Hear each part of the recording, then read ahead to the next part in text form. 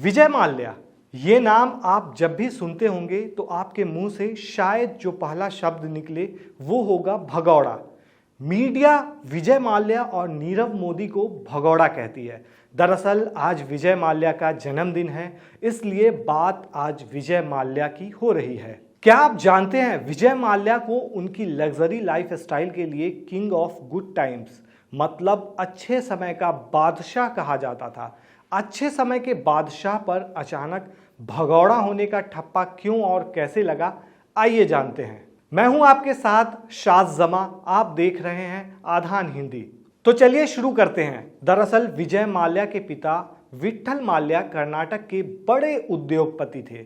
विजय माल्या ने अपने पिता के जरिए बिजनेस की दुनिया में कदम रखा था और उनके बिजनेस को आसमान की बुलंदियों तक पहुंचा दिया। 28 साल की उम्र में पिता की मौत के बाद विजय माल्या ने बिजनेस वर्ल्ड में कदम रखा। उन्हें यूनाइटेड ब्रेवरीज समूह का अध्यक्ष बना दिया गया।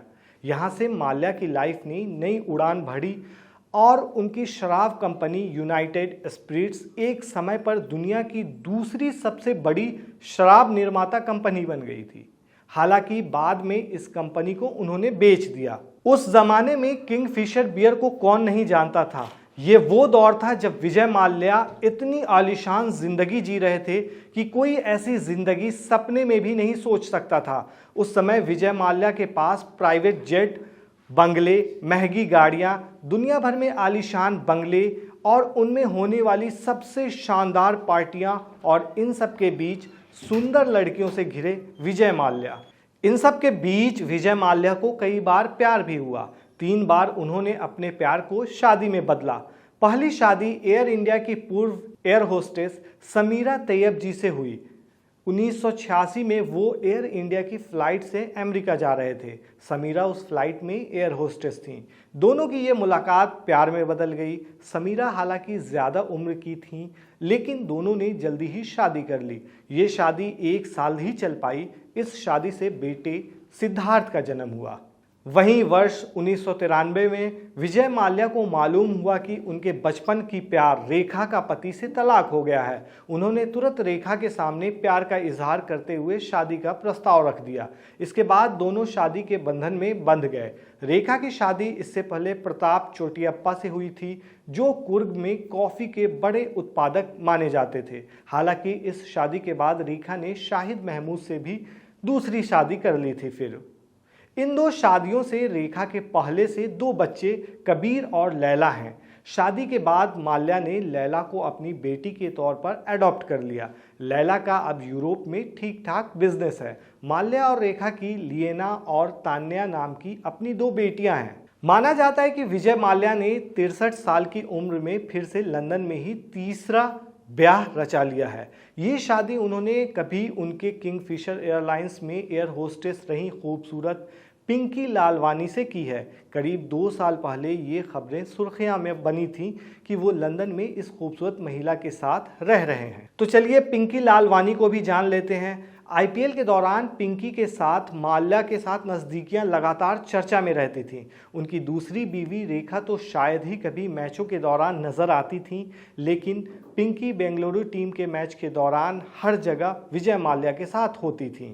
बताया जाता है कि पिंकी लालवानी किंगफिशर एयरलाइंस की एयर होस्टेस थीं, लेकिन वर्ष 2011 से ही वो माल्या के साथ रिलेशनशिप में रहने लगी थी।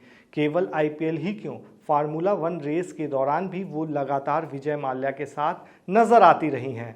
लंदन में जब माल्या मुकदमों के दौरान अदालत में जाते थे तो भी वो उनके साथ दिखती थी। एक बात और है, माल्या का खेलों से भी जबरदस्त जुड़ाव रहा है। पहले उन्होंने आईपीएल में रॉयल चैलेंजर्स टीम खरीदी, फिर फार्मूला 1 की स्पाइकर F1 टीम को खरीदा। बाद में इसका नाम बदलकर फोर्स इंडिया 1 कर दिया। हालांकि बाद में उन्होंने जब सहारा ग्रुप को इसका पार्टनर बनाया तो इसका नाम सहारा फोर्स 1 हो गया। अब बात करते हैं उनके किंगफिशर एयरलाइंस की। 2003 में विजय माल्या एविएशन सेक्टर में उतरे और उन्होंने किंगफिशर एयरलाइंस की शुरुआत की। विजय माल्या की किंगफिशर एयरलाइंस में सब कुछ रॉयल था। प्लेन का रखरखाव, एयर होस्टेस, सीट, मतलब हर तरह से किंगफिशर एयरलाइंस कस्टमर को रॉयल फील करवाती थी। बाकी एयरलाइंस के मुकाबले किंगफिशर की टिकट भी थोड़ी महंगी थी, लेकिन फ्लाइट फुल जाया करती थी। एक समय लगने लगा था कि किंगफिशर एविएशन इंडस्ट्री पर राज करेगी, लेकिन वो कहते हैं ना, अच्छा वक्त आता है तो बुरा वक्त भी आता है। ऐसा ही बुरा वक्त आया जब किंगफिशर एयरलाइंस घाटे में जाने लगी। कहते हैं कि विजय माल्या को कई लोगों ने किंगफिशर एयरलाइंस बंद करने की सलाह भी दी थी, लेकिन 2010 में उन्होंने इसे दोबारा लॉन्च करने का फैसला किया और शायद यही उनकी सबसे बड़ी गलती थी। किंगफिशर डूबा और साथ में ले डूबा विजय माल्या का गुड टाइम और बैंकों के 9,000 करोड़ रुपए, जिसे वापस पाने के लिए सरकार केस लड़ रही है। शानो शौकत से भरी जिंदगी जीने वाले माल्या ने शायद ही कभी सोचा होगा कि उनके साथ कभी ऐसा भी हो सकता है। वो 17 भारतीय बैंकों से 9,000 करोड़ रुपए के कर्ज के डिफॉल्टर बन जाएंगे।